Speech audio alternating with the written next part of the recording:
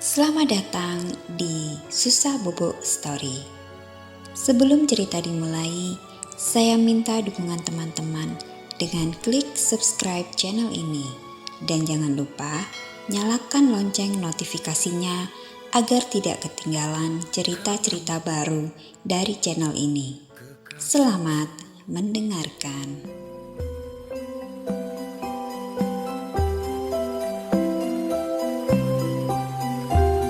Pada zaman dahulu, terdapat sebuah desa bernama Ngasem yang terletak di lembah antara Gunung Merbabu dan Telomoyo.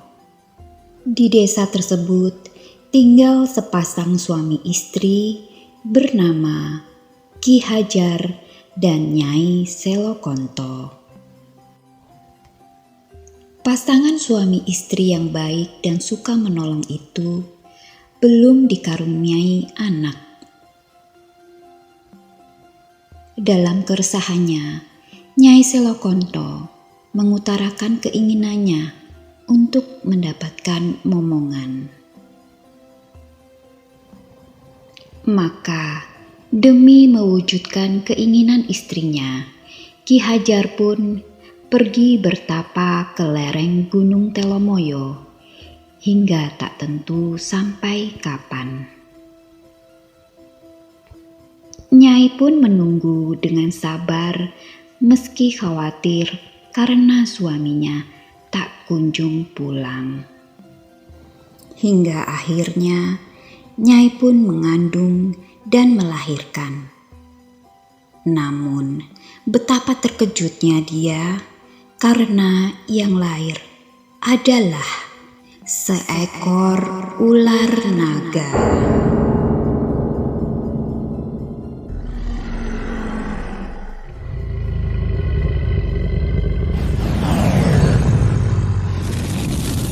Dengan nerimo, si Nyai diam-diam tetap merawat bayinya dan menamakan anak itu Baru Klinting, seperti nama tombak milik suaminya.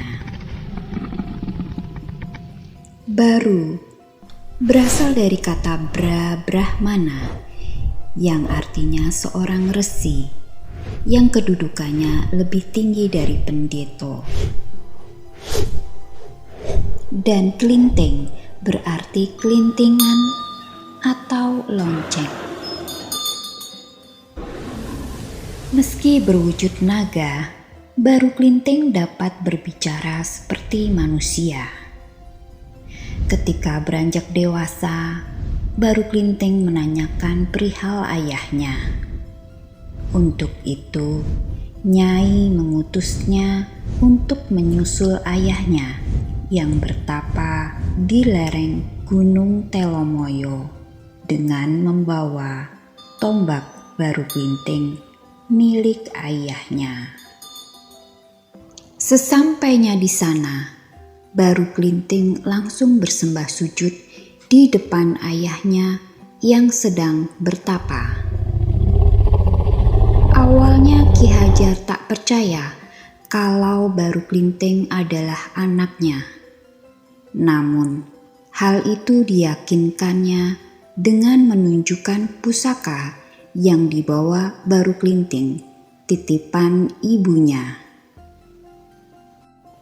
Kemudian, Ki Hajar meminta kepada Baru Klinting satu permintaan lagi sebagai bukti bahwa benar dia adalah anaknya, yaitu dengan mengitari Gunung Telomoyo dengan badannya. Lalu, dengan kesaktiannya, Baru Klinting berhasil membuktikan kebenaran bahwa dia adalah anak Ki Hajar. Kemudian setelahnya, dia memerintahkan Baru Klinting untuk bertapa di Gunung Tugur untuk memohon kemurahan Yang Widi agar tubuhnya dapat berubah menjadi manusia sejati. Sementara itu, Di sebuah desa tak jauh dari Bukit Tugur, tempat Baru Klinting bertapa, ada sebuah desa bernama Patok. Desa yang sangat makmur itu, penduduknya dikenal angkuh dan sombong. Setelah panen tiba, penduduk bermaksud mengadakan pesta sedekah bumi. Selain mengumpulkan hasil bumi, mereka juga berburu binatang ke Bukit Tugur untuk mencari hewan sembelihan. Namun, tak ditemukan satupun hewan buruan. Yang ada hanyalah si naga Baru Klinting yang sedang bertapa. Maka berakhirlah si Baru Klinting menjadi santapan pesta di desa itu. Namun, tiba-tiba di tengah pesta, datanglah seorang anak laki-laki yang misterius. Dia nampak lusuh, penuh luka dan berbau amis. Dengan lemah dan kelaparan, dia meminta sedikit makanan. Namun karena anak itu tak dikenali sebagai penduduk desa Patok dan tubuhnya yang nampak menjijikan untuk berada di tengah-tengah pesta itu, maka diacuhkanlah anak itu, bahkan diusir. Dengan terseok, anak itu pun menjauhi kerumunan pesta dan melanjutkan perjalanannya untuk mencari sedikit makanan. Rupanya, anak itu adalah penjelmaan baru, si naga Baru Klinting. Di perjalanan, bertemulah dia dengan wanita tua, si Mbok Rondo Nyi Latung. Melihat kondisi Baru Klinting yang lemah dan kelaparan karena sehabis bertapa, Mbok Rondo pun menolongnya dengan memberi makanan dan memberi baju seadanya si Mbok. Karena sudah menolongnya, Baru Klinting berpesan kepada Mbok Rondo untuk menyiapkan lesung dan alunya. Lesung adalah kayu tempat penumbuk padi untuk berjaga-jaga jika ada bencana datang. Dengan bingung, Nyai Latung menuruti kata-kata si anak kecil yang baru saja dia temui itu. Lalu Baru Klinting bergegas pamit setelah mengucapkan terima kasihnya kepada si Mbok Rondo. Setelah tubuhnya pulih kembali, Baru Klinting kembali ke tempat para warga berpesta untuk memberi pelajaran dengan mengadakan sayembara. Sayembara adu kekuatan. Siapa yang paling kuat bisa menarik lidi yang dia tancapkan ke tanah. Dengan sombong dan meremehkan kesaktian Baru Klinting, penduduk pun ramai-ramai mencoba sambil mengolok-ngolok permainan itu.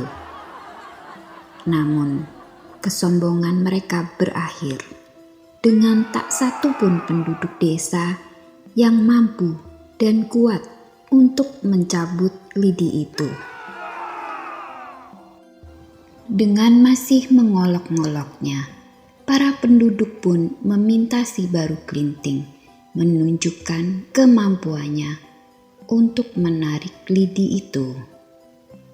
Dan benar, dicabutlah lidi itu dengan mudah oleh Baru Klinting.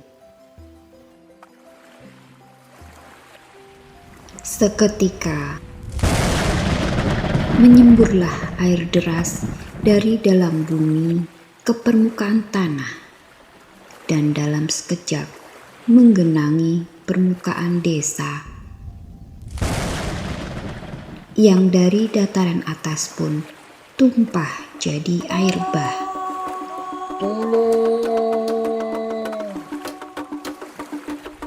Dan banjir menyeret penduduk yang sedang ramai berkumpul itu. Sebelum air menyapu seluruh desa, si Baru Klinting pun cepat-cepat menghampiri Mbok Rondo untuk mengingatkannya agar segera menyelamatkan diri.